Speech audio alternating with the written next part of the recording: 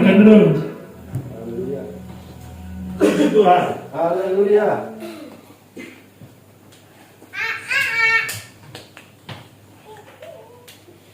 Yang copot infus ya masih folder. Iya. Iya. Haleluya.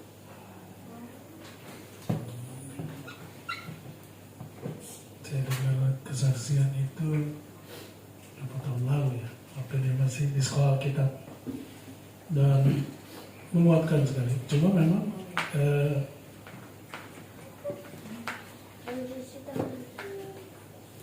jangan apa yang dia alami, yang dia lakukan dengan imannya, kalau bukan Tuhan yang menggerakkan, jangan coba-coba gitu ya. Jadi karena dengar, saya juga mau, bukan tentang kita mau, tapi tentang apa yang Tuhan taruh di hati. Kebetulan Voldy itu seangkatan sama Vero, seangkatan sama istri. Ketika berbicara tentang mujizat, kita semua di sini dari kita lahir sampai kita umur sekarang, kalau kita mau hitung berapa mujizat Tuhan yang udah terjadi dalam hidup kita, dalam keluarga kita, atau yang kita dengar dan kita lihat dari sekitar, pasti banyak, pasti banyak. Ya. Bahkan ada hal-hal yang mungkin terjadi saat itu dan kita pikir bahwa kok begini ya, kok begini ya, kok begitu ya. Tapi ketika berjalan waktu dan sudah lewat, kita malah lihat, kalau nggak begitu nggak akan terjadi sesuatu yang seperti ini. Saya merasakan banyak hal. Seperti saya narkoba. Saya bilang kalau saya nggak narkoba, mungkin saya datang dari Manado ke Bandung dan sekolah baik-baik aja, lalu menikah baik-baik aja, meninggal selesai. Gitu ya. Tapi ketika saya narkoba, justru saya nggak bilang bahwa narkoba itu rencana Tuhan, enggak. Tapi saya mau bilang bahwa Tuhan bisa bekerja di sesuatu yang mungkin sudah buruk buat manusia. Tapi Tuhan bisa mengerjakan itu menjadi sesuatu yang baik.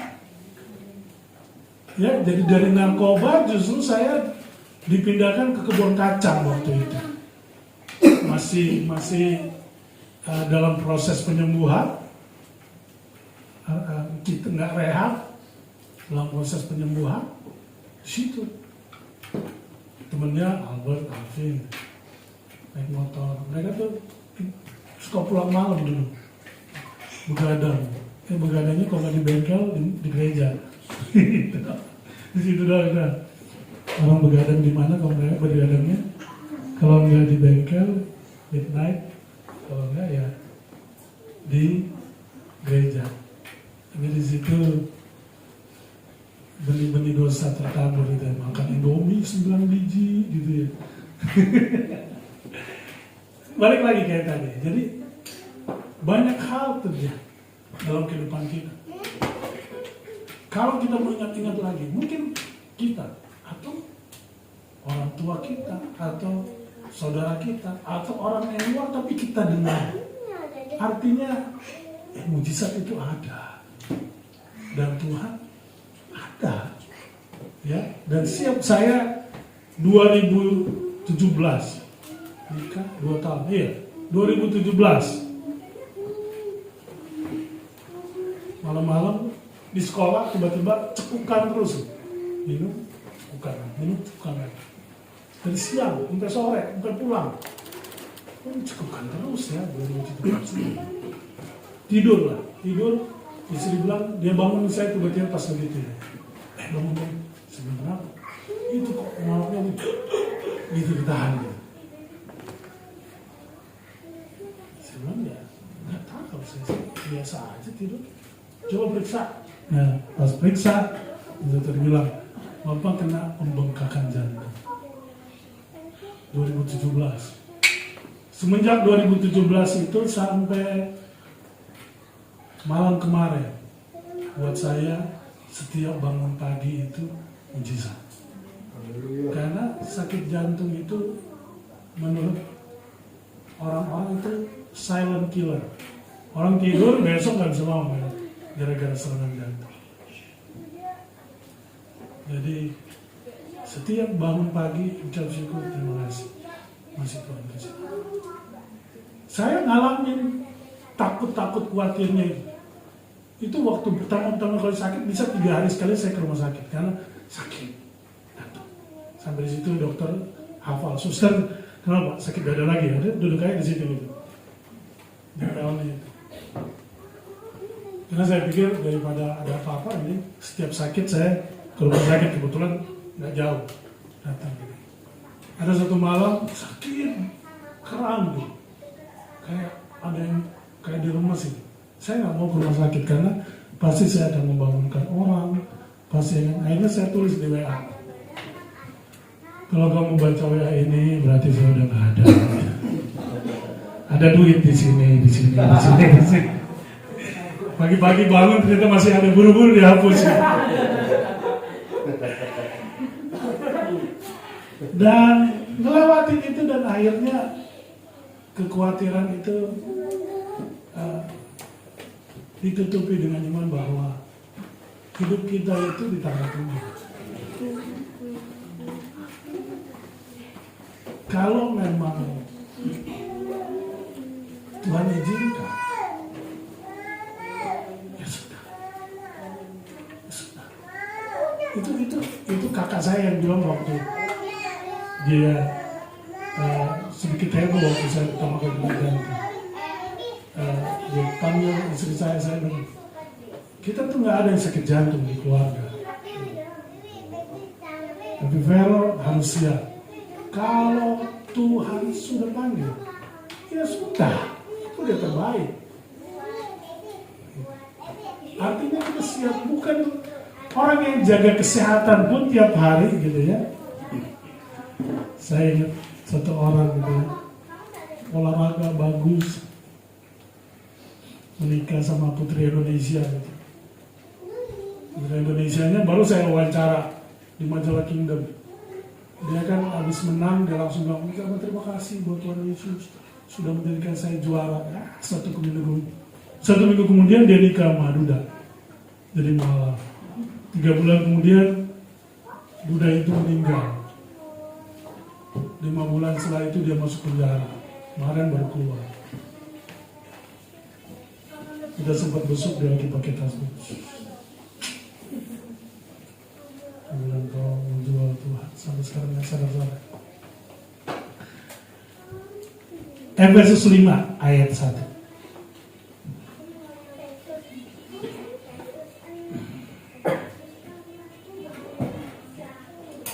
Efesus 5 ayat 1, sebab itu jadilah penurut Allah seperti anak-anak yang kekasih. Sebab itu jadilah penurut Allah seperti anak-anak yang kekasih. Anak-anak yang kekasih. Jadi kita harus menjadi penurut Allah seperti anak-anak yang kekasih. Kita di sini adalah anak-anak yang kekasih. Jadi kita harus menjadi orang yang penurut. Penurut apa gitu ya? Kita akan melihat beberapa hal yang menjadi menjadi himbauan kepada kita sebagai anak-anak Tuhan supaya kita menjadi penurut-penurut Allah. Jadi bagaimana sih jadi penurut-penurut Allah? Nah, ini Filipi 1 ayat 27. Karena kita ini anak-anak Allah, kita harus jadi penurut dalam hal apa nih? Kita akan bahas satu persatu. Filipi 1 ayat 27. Hendaklah hidupmu berpadanan dengan Injil Kristus dan seterusnya. Yang pertama, kalau kita adalah anak-anak Allah, yang pertama, hidup kita harus berpadanan dengan Injil Kristus. Apa itu berpadanan? Berpadanan itu kaca ya. Kita ngelihat gambar yang sangat mirip dengan kita. kecuali kacanya bolong, ya nggak jelas, bolong di hidung gitu ya, ya nggak mirip gitu karena nggak ada hidungnya. Tapi berpadangan pas dengan firman Allah. Hari-hari ini banyak hal kita nggak akan berbicara tentang anak Tuhan dan bukan anak Tuhan. Kita di sini bukan lagi harus dibandingkan dengan itu. Anak Tuhan kan anak Tuhan, keledai dan kambing, keledai dan kambing, domba, kambing dan domba. Di dekat rumah saya itu ada sate domba orang Afrika. Orang Afrika tapi bahasa Jawa, saya bingung dah. Ini begini. Itu tanggung jawab saya tuh kayaknya. Saya baru tahu dia itu namanya orang Manado terjawab. Astaga.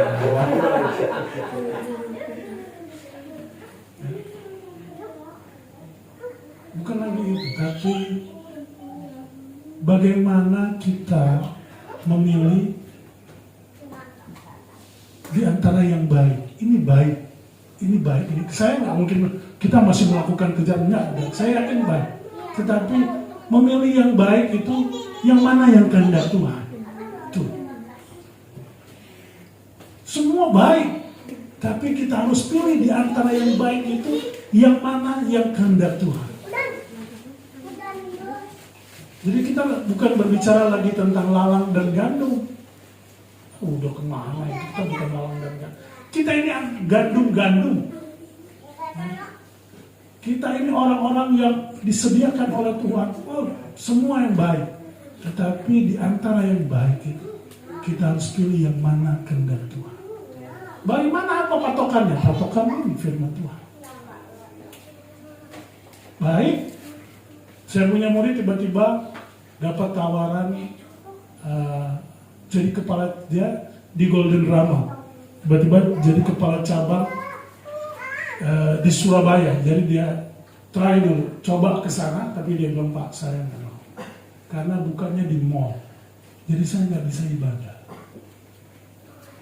Saya bilang, banyak, cari pagi, cari siang, cari malam, supaya tetap bisa kerja tapi tetap ibadah. Dia bilang nggak bisa. Saya tuh nggak bisa ibadah dengan buru-buru. Ibadah nggak kusuk kalau saya harus mikirin dia mau hari Minggu tetap dia ibadah. Saya bilang, jadi bagaimana? Saya tolak. Oh itu. Saya bilang, silakan. Saya bilang itu pilihan. Dan gak lama setelah itu, artinya dia balik tetap jadi manajer doang di sana karena dia bisa jadi kepala cabang. Di satu ketika ketemu lagi karena dia minta dibaptis untuk menikah. Ketemu lagi, biasanya ketemunya di Zoom. Ketemu lagi dia kesaksian bahwa setelah itu justru dia buka travel sendiri.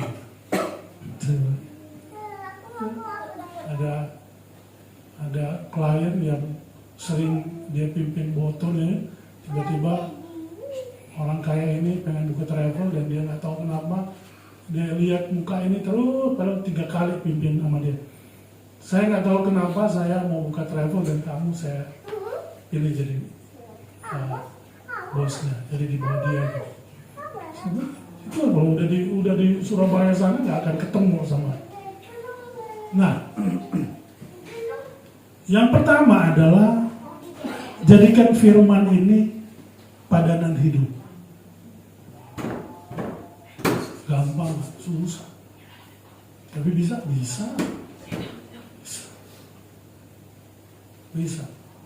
Gak bisa ketika kita berusaha untuk nggak yakin kita bisa. Ya. Nggak akan bisa ketika kita nggak yakin. Memang nggak bisa gitu. Udah nggak bisa. Ketika kita udah berpikir begitu ya, udah. Memang nggak bisa. Tapi kalau kita berusaha walaupun yang nama manusia ada hal-hal yang sifatnya dunia, sifatnya daging, kita harus tetap ada dalam kelemahan. Yang minimal itu apa ya? Ada usaha untuk tidak melakukan itu. Ya.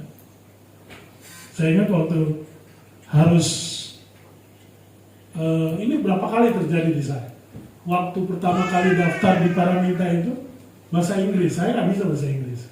Ya bisa dengar. Salah satu yang dites adalah bahasa Inggris karena sekolah pariwisata itu sama. Waktu dia mau tes, lagi ngomong-ngomong tiba-tiba ada yang bunyi di blok, gubrak gitu. Jadi ini apa-apaan sih dia lagi tes dulu gini. Oke, beres semua sih. Belum jawab. Oke, beres. Waktu akreditasi begitu, saya kesiswaan berkas-berkas kan, RPP segala macam harus disusun dan dicek pengawas. Udah lengkap Pak? Saya nggak lengkap, jadi saya senyum aja. Nanti kalau saya bilang enggak, berdosa. Saya bilang iya, ini mah. Jadi saya senyum aja. Pas dia mau buka, pas mau sampai di bawah, ada aja yang berisik. Sampai akhirnya dia bilang, ayo buka. Iya. Artinya ada banyak hal yang Tuhan bisa kerjakan. Kalau memang kita nggak mau saya nggak mau untuk yang begini. Tapi ada jalan yang Tuhan siapkan untuk itu, supaya kita nggak jatuh dalam dosa. Ya.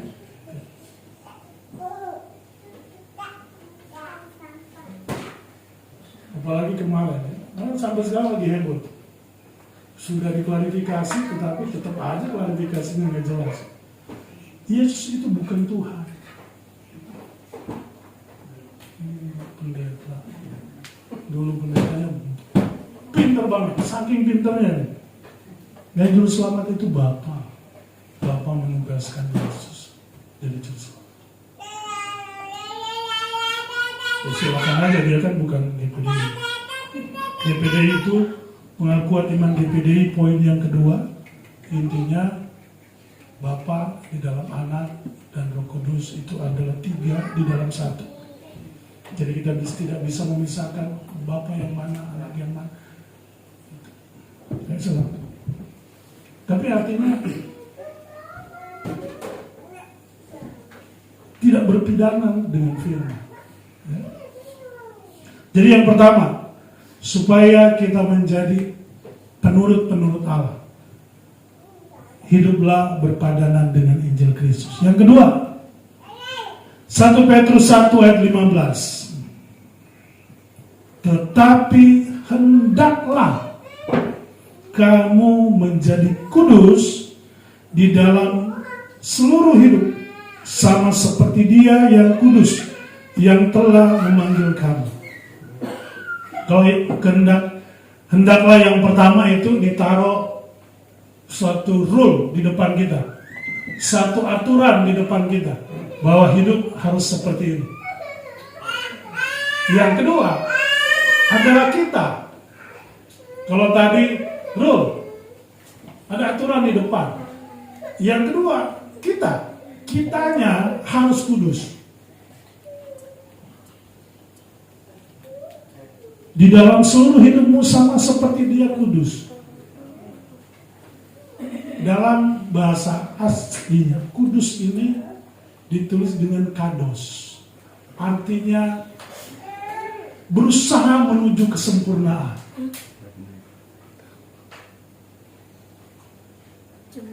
Berusaha menuju kesempurnaan.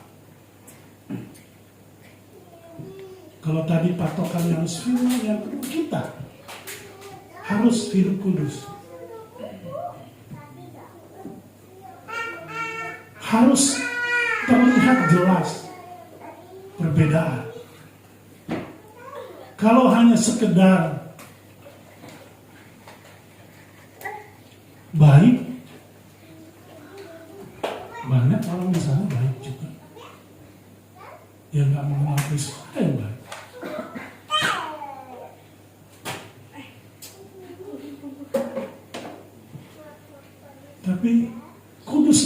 berbicara tentang kehidupan kita yang keluar, yang dilihat orang. Ini berbicara tentang apa yang keluar. Pikiran, perbuatan, perkataan. Mangga itu, yang rasa mangga itu manis atau asam, mangganya atau orang yang di sekitarnya. Siapa yang rasa? Orang yang di sekitar. Mangganya nggak tahu, karena mangga nggak makan mangga. Ada pagar makan tanaman ada.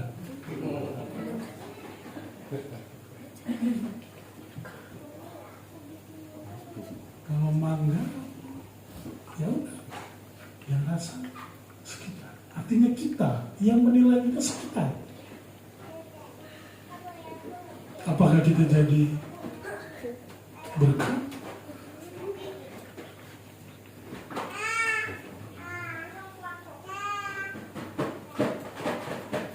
Mana datang sekelompok warga ya. Pak, kita ngedukung Bapak jadi RW. Mau pemilihan RW. Cuma saya lagi kerja. Ini RT aja, orang mau minta tanda tangan harus malam. Saya udah bilang ke keluarga saya nggak ada di jam 7 sampai jam 4. Waktu itu karena masih sekolah. Kalau sekarang ya karena tidur. Mumpung mereka udah tahu jam 7 sampai jam 4 nggak ada, ya udah tidur aja di rumah. Tapi mereka udah terbiasa bahwa ketemu saya itu jam 7 malam. Penatan itu jam 7 sampai jam 9 ada di kiosnya. Nah, di situ aja. Kios plus ruang RT. Saya bilang kenapa? Kenapa? Coba ada cari yang lain, ada Pak Ustadz ini, Pak Ustadz. Apa-apa? Banyak yang setuju pendatangan itu. Enggak bilang saya terlihat baik.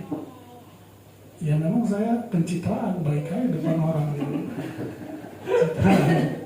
Acara di masjid saya sumbang kue camu-camu. Padahal bukan nyumbang, saya beli pakai uang RT ke istri saya selesai.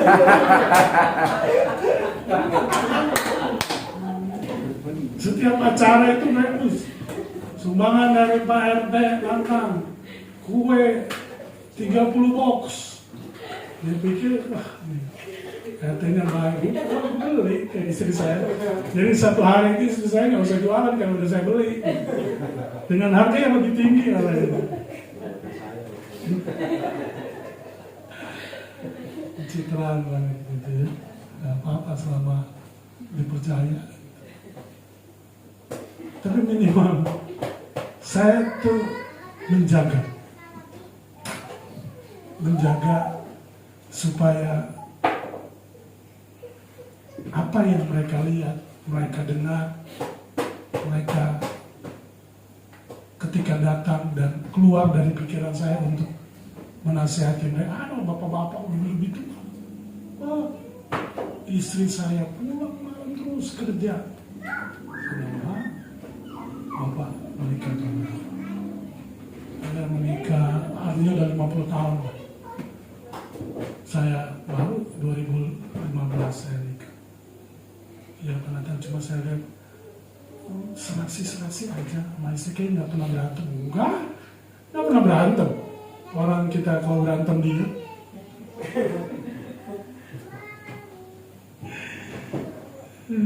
syukur dia berantemnya dia, jadi nggak ada yang tahu itu berantem atau enggak. Bahwa pendeta Om Datu itu paling romantis karena istrinya dimanapun dia panggilnya yang nama istrinya yang nama istrinya yang itu bukan romantis, yang namanya nama yang dulu ada di gereja Jejanen Om Deddy, kita istrinya dulu Deddy, itu romantis banget, Deddy enggak, itu namanya memang Deddy gitu. Kredit dan uji. Yang kedua, berusaha untuk hidup. Berbadanan dengan firman. Yang kedua, jaga hidup kita. Itu sih intinya di situ. Jaga hidup kita. Ketika sudah ada firman, yang kedua jaga hidup kita. Ya. Karena banyak di penghujung akhir zaman ini orang rohani di gereja, tapi nggak rohani di luar. Ya. Saya punya teman tato ujung sampai ujung, rambut gondrong. Kemarin dia posting di FB lagi pelukan sama Habib yang pirang itu ya.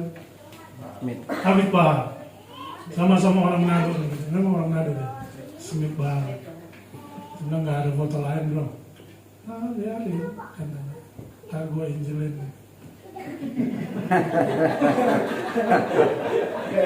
Dia silakan aja. Michael Ponelo, atau dari ujung sampai ujung.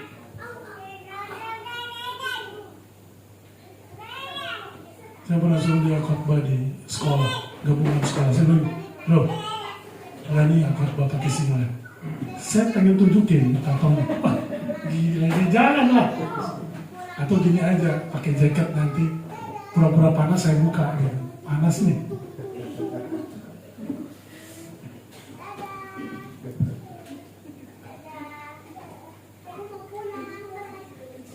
Terlihat sangat rohani di gereja, tapi ternyata di luarnya harus sama. Terlihat oleh Tuhan, terlihat oleh sesama. Ini prinsip salib. Atas, bawah, kiri, kanan. Baik di hadapan Tuhan, baik pun di hadapan manusia. Baik di hadapan Tuhan, baik di hadapan Tuhan, baik di hadapan manusia.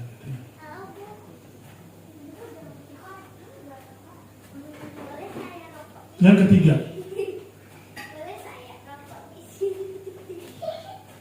anak saya tiba-tiba masuk SD. Tiba-tiba masuk SD. Salah bahasanya. Setelah masuk SD, tiba-tiba gitu dia doa makan. Apa itu? Coba apa itu? Berdoa. Oh, begitu berdoa. Langsung amin, langsung makan. Iya, di sekolah begitu aja. Kalau yuk doa makan. Tidak pakai ngomong, nggak usah katanya. Kata Miss nggak usah, ini aja.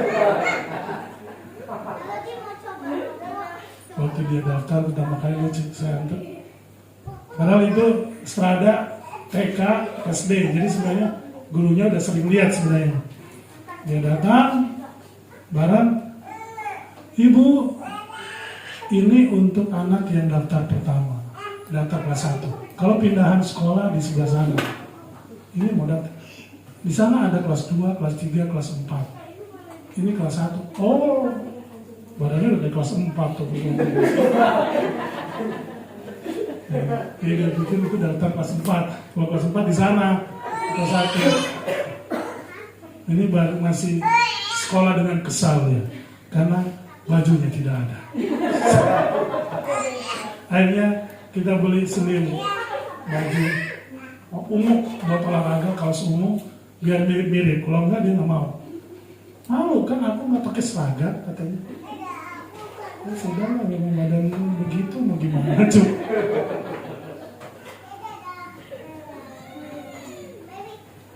Yang ketiga,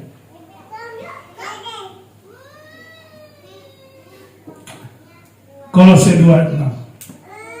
Kamu telah menerima Kolose 2:6.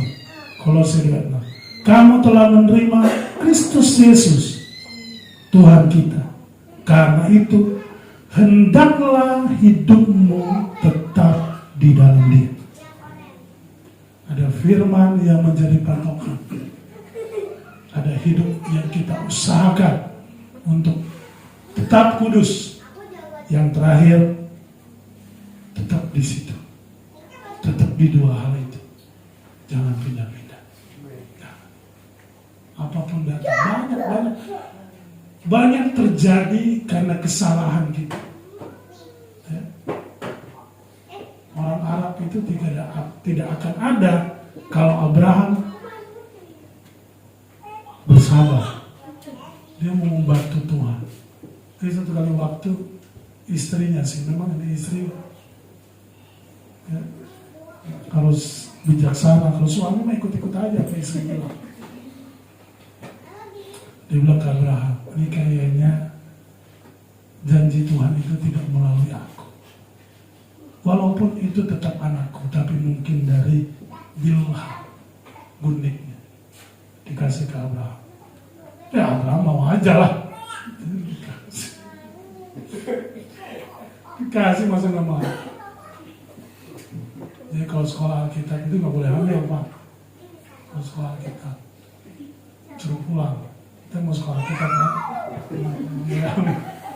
Udah tua. Sarah itu di 100 tahun. Balik ya. Dia mau membantu Tuhan, nggak mau tetap pulang saja. Akhirnya apa yang terjadi? Lahirlah Ismail. Apa Ismail? Ismail itu bapak orang Arab. Satu kali waktu Yosua masuk ke tanah Kanaan, Tuhan bilang habisi semua. Tapi di ujung-ujung kalau kita baca terus nggak bisa habis, nggak habis. Yosua itu menunda-nunda dan akhirnya ada orang-orang luar yang terpaksa tinggal bersama dengan mereka. Dan apa yang terjadi? Ya, terjadi sekarang. Ada Filistin di situ, ada Palestina di situ, ada apa itu berapa tanah perjanjian. Coba waktu itu dihabis, nggak ada ini begini-begini. Ya, taburan-taburan ketika kita mencoba untuk nggak tetap tinggal di jalan Tuhan. Bukan. Jadi balik lagi ini bukan tentang sesuatu yang jahat. Jadi harus tenang, tunggu waktunya Tuhan. Jangan rasa kuat. Makanya firman yang tadi itu tetap tinggal di dalamnya. Sudah ada firman, kita pun sudah hidup berusaha menjadi kuat. Tetap tinggal di situ. Jangan pindah-pindah. Jangan pindah-pindah. Banyak tawaran dunia. Banyak orang berpikir gini. Tapi ketika itu membuat kita pindah dari pengharapan kita kepada itu. Kita tinggal dalam dia. Hari ini sebelum kita berdoa, gak ada orang yang baru mengenal Tuhan di sini. Seberapa lama kita mengiring Tuhan? Seberapa banyak mujizat yang kita dengar? Seberapa banyak mujizat yang kita alami sendiri?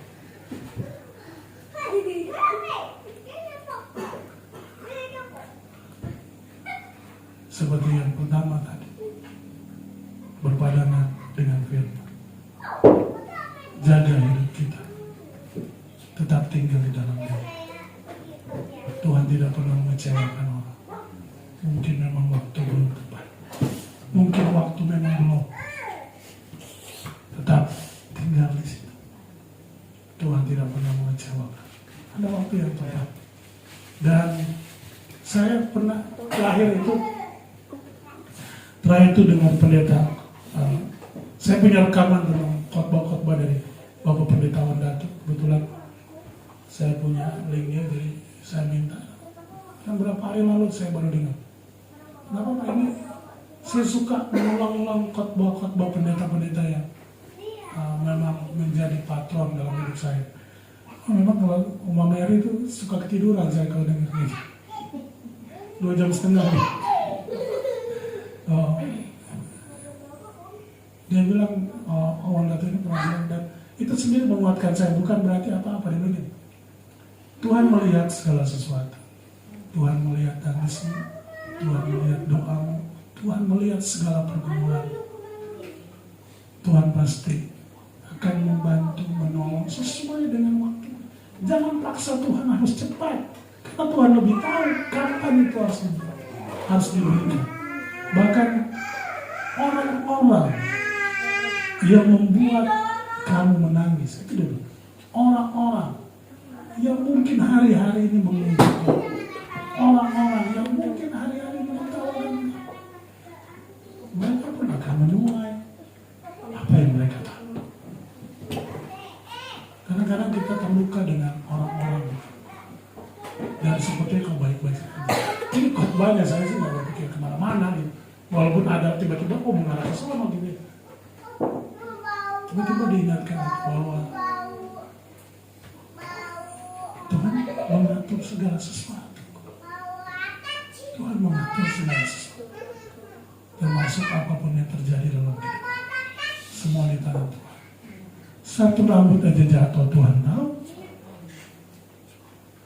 Apalagi rontok. Saya aja nggak pernah tahu rambut saya jatuh kapan. Ya udah jatuh semua kan.